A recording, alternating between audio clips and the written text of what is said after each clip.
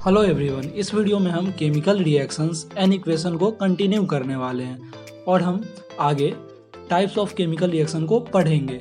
Types of chemical reaction में सबसे पहले हम कॉम्बिनेशन रिएक्शन को देखेंगे, उसके बाद हम डिकम्पोजिशन रिएक्शन को देखेंगे, फिर हम डिस्प्लेसमेंट रिएक्शन को देखेंगे, उसके बाद हम डबल डिस्प्लेसमेंट रिएक्शन को पढ़ेंगे, फिर हम ऑक्सीडेशन रिएक्शन को पढ़ेंगे, फिर हम रिडक्शन रिएक्शन को पढ़ेंगे, उसके बाद हम रिडॉक्स रिएक्शन को पढ़ेंगे, फिर इंडोथर्मिक रिएक्शन को पढ़ेंगे, उसके बाद हम एक्सोथर्मिक रिएक्शन को पढ़ेंगे।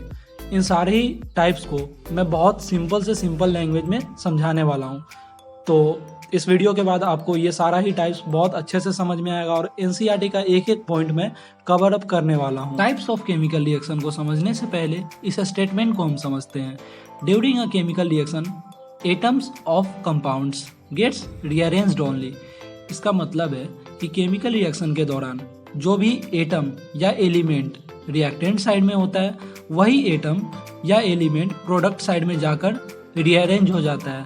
कोई भी नया एटम या एलिमेंट एक रिएक्शन के दौरान इन्वॉल्व नहीं होता है। इसी चीज़ को आप दूसरे तरीके से बोल सकते हैं, atoms in reactant side will remains same in the product side. इसी चीज़ को हम एक एग्जाम्पल के थ्रू समझते हैं। यहाँ पे मैग्नीशियम और ऑक्सीजन रिएक्ट करके मैग्नीशियम ऑक्साइड का फॉर्मेशन करवा रहे हैं, तो आप देख सकते हो रिएक्टेंट साइड में मैग्नीशियम का एटम है और ऑक्सीजन का एटम है और प्रोडक्ट साइड में भी मैग्नीशियम और ऑक्सीजन का ही एटम अवेलेबल है। अब हम टाइप्स ऑफ केमिकल रिएक्शन को पढ़ेंगे। टाइप्स ऑफ केमिकल रिएक्शन में सबसे पहला हम पढ़ेंगे व्हाट इज कॉम्बिनेशन रिएक्शन।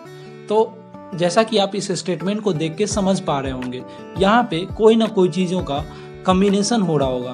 तो वो कौन सा चीज़ है जिसका कॉम्बिनेशन हो रहा होगा? तो गाइस, केमिकल रिएक्शन के दौरान हमेशा जब भी कॉम्बिनेशन होता है तो एलिमेंट या कंपाउंड मिलकर आपस में कंबाइन होते हैं और किसी नए प्रोडक्ट का फॉर्मेशन करवाते हैं। तो हम डेफिनेशन के तौर पे ये बोल सकते हैं, type of chemical reaction in which two or more substances combines to form a single product is called combination reaction। इसका मतलब है जब भी दो या दो से अधिक सब्सटेंस जो कि एलिमेंट होंगे या फिर कंपाउंड होंगे आपस में जब ये कंबाइन करेंगे तो सिंगल प्रोडक्ट का जब भी फॉर्मेशन होगा तो उसको हम कॉम्बिनेशन रिएक्शन बोलते हैं। इसको हम कुछ एग्जाम्पल के थ्रू अब समझेंगे। सबसे पहले एग्जाम्पल में हाइड्रोजन ऑक्सीजन के साथ रिएक्ट करके वाटर का फॉर्मेशन करवा रहा है, तो ये एक कॉम्बिनेशन रिएक्शन है। उसके बाद वाले एग्जाम्पल में हम देख सकते हैं कि कार्बन ऑक्सीजन के साथ रिएक्ट करके कार्बन डाइऑक्साइड का फॉर्मेशन करवा रहा है। फिर अगले एग्जाम्पल में मीथेन ऑक्सीजन के साथ रिएक्ट करके कार्बन डाइऑक्साइड प्लस वाटर का फॉर्मेशन करवा रहा है। नेक्स्ट एग्जाम्पल में कैल्शियम ऑक्साइड वाटर के साथ कंबाइन होकर कैल्शियम हाइड्रोक्साइड का फॉर्मेशन करवा रहा है और साथ में हीट भी इवॉल्व हो रहा है, मतलब हीट बाहर निकल रहा है। तो ये एक कॉम्बिनेशन रिएक्शन का एग्जांपल है। और जिस भी रिएक्शन में गाइस हीट बाहर निकलता है प्रोडक्ट के फॉर्म में, उस रिएक्शन को हम एक्सोथर्मिक रिएक्शन बोलते हैं। और यहाँ पे जो कैल्शियम हाइड्रोक्साइड है वो वाइट वॉशिंग में भी यूज़ होता है, वो नीचे नोट में लिखा है। अब नेक्स्ट एग्जाम्पल में हम देखेंगे कैल्शियम हाइड्रोक्साइड जो कि कार्बन डाइऑक्साइड के साथ कंबाइन होकर कैल्शियम कार्बोनेट का फॉर्मेशन करवा रहा है और साथ में वाटर भी रिलीज हो रहा है। तो इस एग्जाम्पल में हम देख सकते हैं कि ये जो कैल्शियम कार्बोनेट का जो लेयर फॉर्म हो रहा है यही लेयर होता है जो कि वॉल को उसके वाइटनेस प्रोवाइड करवाता है। ठीक है गाइस, मतलब वाइट वॉल जब भी देखते हैं वो चमकता क्यों होता है? इसी कैल्शियम कार्बोनेट के लेयर के कारण वाइट वॉल चमकता होता है। नेक्स्ट टाइप ऑफ रिएक्शन में हम देखेंगे एक्सोथर्मिक रिएक्शन को। Then what is exothermic reaction? जिस भी रिएक्शन में प्रोडक्ट में हीट रिलीज हो उस रिएक्शन को हम एक्सोथर्मिक रिएक्शन बोलते हैं। मतलब कोई भी रिएक्टेंट रिएक्ट करके जब हीट रिलीज करवाएगा उस रिएक्शन को हम एक्सोथर्मिक रिएक्शन बोलेंगे। तो हम इसका कुछ एग्जाम्पल देख लेते हैं। सबसे पहला एग्जाम्पल है कंबसन ऑफ फ्यूल, उसके बाद है रेस्पिरेशन, उसके बाद है न्यूक्लियर फिजन। कंबसन ये कितना इम्पोर्टेंट है आप सभी जानते होंगे, या तो खाना बनाने से लेकर के गाड़ी में जो फ्यूल यूज़ करते हैं वहाँ तक, या फिर एरोप्लेन में फ्यूल यूज़ होता है वहाँ तक सारे जगह फ्यूल का कंबसन होता है, जिसकी वजह से एनर्जी प्रोड्यूस होता है और वही एनर्जी सारे चीज़ को ड्राइव करता है, मतलब सारे चीज़ को चलाने में हेल्प करता है। उसके बाद रेस्पिरेशन हमारे बॉडी में होता है, जिसके द्वारा हमको एनर्जी मिलता है। हमारे बॉडी को एनर्जी कहाँ से मिलता है? रेस्पिरेशन ही वो प्रोसेस है जिसके थ्रू हमारे बॉडी को एनर्जी मिलता है। न्यूक्लियर फ्यूजन क्या है? वहाँ से भी हीट एनर्जी इवॉल्व होती है, ठीक है। और रेस्पिरेशन का आप केमिकल इक्वेशन देख सकते हो, ये है रेस्पिरेशन का केमिकल इक्वेशन। इसमें ग्लूकोज वाटर के साथ रिएक्ट करके कार्बन डाइऑक्साइड का फॉर्मेशन कर रहा है, साथ में एनर्जी रिलीज हो रही है। नेक्स्ट टाइप में हम एंडोथर्मिक रिएक्शन के बारे में पढ़ेंगे। एंडोथर्मिक रिएक्शन क्या होता है? जब भी कोई रिएक्शन को करवाने के लिए हमें एनर्जी प्रोवाइड करनी होती है, तो उस रिएक्शन को हम एंडोथर्मिक रिएक्शन बोलते हैं। आप इसका डेफिनेशन देख सकते हैं। डेफिनेशन के बाद हम अब कुछ एग्जाम्पल देख लेते हैं। एग्जाम्पल में है मेल्टिंग ऑफ आइस क्यूब, उसके बाद है मेल्टिंग ऑफ सॉलिड सॉल्ट, उसके बाद है इवोपोरेटिंग लिक्विड वाटर, उसके बाद है converting frost to water vapour etcetera. देखो, आइस क्यूब को जब भी देखते होगे गर्मी के टाइम में बहुत जल्दी पिघल जाती है। क्यों? उसे टेम्परेचर मिलता है जो कि एक एनर्जी के फॉर्म में होता है, मतलब आइस क्यूब टेम्परेचर को एब्जॉर्ब करके पिघल जाता है। तो मेल्टिंग ऑफ आइस क्यूब इसीलिए एंडोथर्मिक रिएक्शन का एग्जाम्पल है। उसी तरह मेल्टिंग ऑफ सॉलिड सॉल्ट भी एंडोथर्मिक रिएक्शन का एग्जाम्पल है, and so on. Okay guys, अब हम नेक्स्ट टाइप ऑफ रिएक्शन की तरफ बढ़ेंगे जो कि है डिकम्पोजिशन रिएक्शन। इस रिएक्शन में भी हम नेम के थ्रू ही बता सकते हैं कि यहाँ पे कहीं ना कहीं चीज़ें डिकम्पोज हो रही होंगी। तो कौन सी चीज़ डिकम्पोज हो रही होंगी, ये क्वेश्चन उठता है। तो कभी भी कंपाउंड ही डिकम्पोज हो सकती है, कोई सिंगल रिएक्टेंट या एलिमेंट या फिर एटम तो डिकम्पोज होंगी नहीं। इसीलिए हम इसको बोल सकते हैं type of chemical reaction in which compounds decomposes to form two or more simpler substances as product. Such reaction are called decomposition reaction. अब हम इसका कुछ एग्जाम्पल देखेंगे। एग्जाम्पल में सबसे पहले हम देख सकते हैं कि फेरस सल्फेट है जो कि टूट करके फेरिक ऑक्साइड का फॉर्मेशन करवा रहा है, साथ में सल्फर डाइऑक्साइड गैस इवॉल्व हो रहा है और साथ में सल्फर ट्राईऑक्साइड गैस भी इवॉल्व हो रहा है। दूसरे एग्जाम्पल में कैल्शियम कार्बोनेट का डिकम्पोजिशन हो रहा है और वो डिकम्पोज होकर कैल्शियम ऑक्साइड का फॉर्मेशन करवा रहा है, साथ में कार्बन डाइऑक्साइड गैस रिलीज हो रहे हैं। उसी तरह आप आगे के रिएक्शंस को देख सकते हैं। लेकिन इन सभी चीज़ों में हम एक चीज़ देख रहे हैं कि जो एरो है जहाँ पे केमिकल रिएक्शन को दिखाया जा रहा है वहाँ पे कुछ ना कुछ लिखा जा रहा है। कहीं पे सनलाइट लिखा हुआ है, कहीं पे इलेक्ट्रिक करंट लिखा है, कहीं पे डेल्टा का साइन लगाया हुआ है। तो वो क्या है?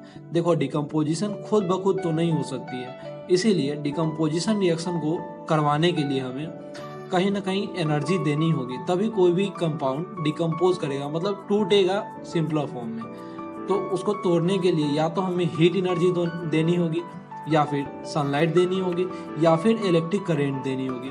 इसी चीज़ को उस एग्जाम्पल में दिखाया गया है। नेक्स्ट टाइप ऑफ रिएक्शन है डिस्प्लेसमेंट रिएक्शन।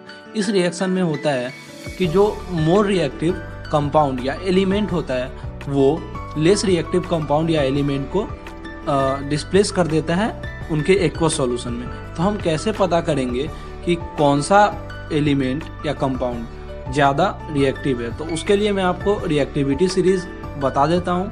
उस रिएक्टिविटी सीरीज़ को आप नोट डाउन कर लीजिएगा और उसके बाद आप आसानी से बता सकते हैं कि कौन सा एलिमेंट या कंपाउंड दूसरे एलिमेंट या कंपाउंड को डिस्प्लेस करेंगे।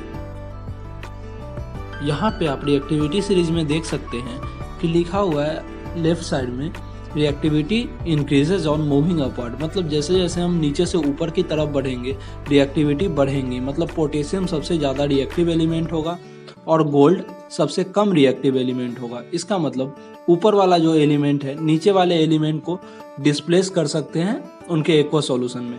तो इसका हम एक एग्जाम्पल देख सकते हैं। एग्जाम्पल में आप देख सकते हैं जिंक कॉपर सल्फेट के साथ रिएक्ट करके जिंक सल्फेट प्लस कॉपर का फॉर्मेशन करवा रहा है। तो यहाँ पे हो क्या रहा है कि जिंक ज़्यादा रिएक्टिव एलिमेंट है, तो वो कॉपर सल्फेट सॉल्यूशन में कॉपर को डिस्प्लेस करके खुद जगह ले रहा है। तो जिंक सल्फेट का फॉर्मेशन करवा रहा है और साथ में कॉपर बाई प्रोडक्ट के फॉर्म में निकल जा रहा है। नेक्स्ट एग्जाम्पल में आप देख सकते हैं आयरन कॉपर सल्फेट सॉल्यूशन में कॉपर को डिस्प्लेस करके आयरन सल्फेट का फॉर्मेशन करवा रहा है, साथ में कॉपर बाई प्रोडक्ट के फॉर्म में निकल जा रहा है।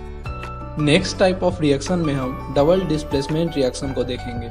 इसमें भी डिस्प्लेसमेंट ही होता है, लेकिन दो अलग अलग आयंस का डिस्प्लेसमेंट होता है। लेकिन यहाँ पे क्वेश्चन आता है कि आयंस हमें कहाँ से मिलेंगे।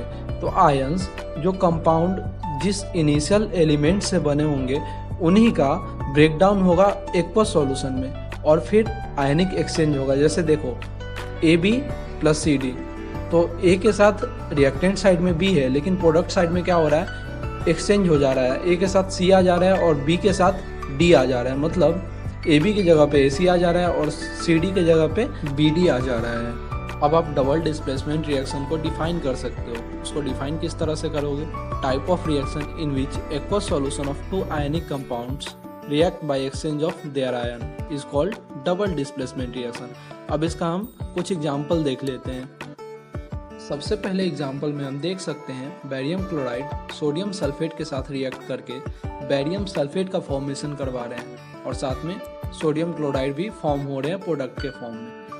उसके नेक्स्ट एग्जाम्पल में हम देख सकते हैं लीड नाइट्रेट पोटेशियम आयोडाइड के साथ रिएक्ट करके लीड आयोडाइड का फॉर्मेशन करवा रहा है और साथ में पोटेशियम नाइट्रेट का फॉर्मेशन हो रहा है। ठीक है गाइज, तो यहाँ पे एक चीज़ गौर कर सकते हो आप, बैरियम के साथ सल्फेट आ रहा है तो बैरियम केटायन है और सल्फेट अनायन है। उसी तरह सोडियम क्लोराइड में सोडियम का केटायन होगा और क्लोरीन का एनायन होगा।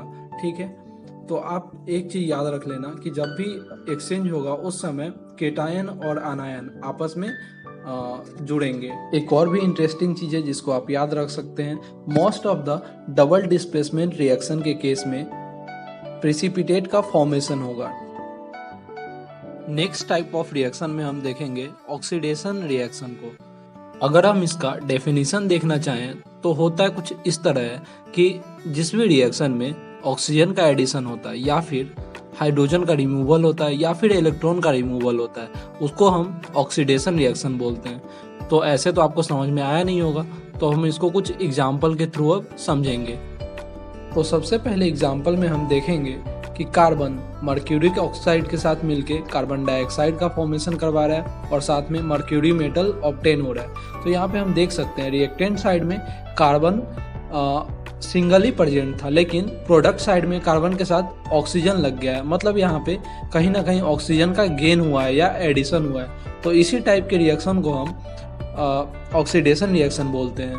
नीचे आप एक नोट में लिखा देख सकते हैं, substance which gains oxygen is said to be oxidised during the reaction.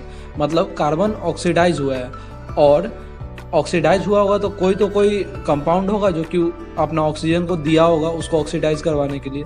तो नीचे नोट में फिर से लिखा है substance which undergoes reduction is known as oxidising agent. यहाँ पे आप देख सकते हैं मर्क्यूरिक ऑक्साइड जो है उसका ऑक्सीजन निकल के कार्बन के साथ अटैच हुआ है, इसका मतलब मर्क्यूरिक ऑक्साइड का रिडक्शन हो रहा है।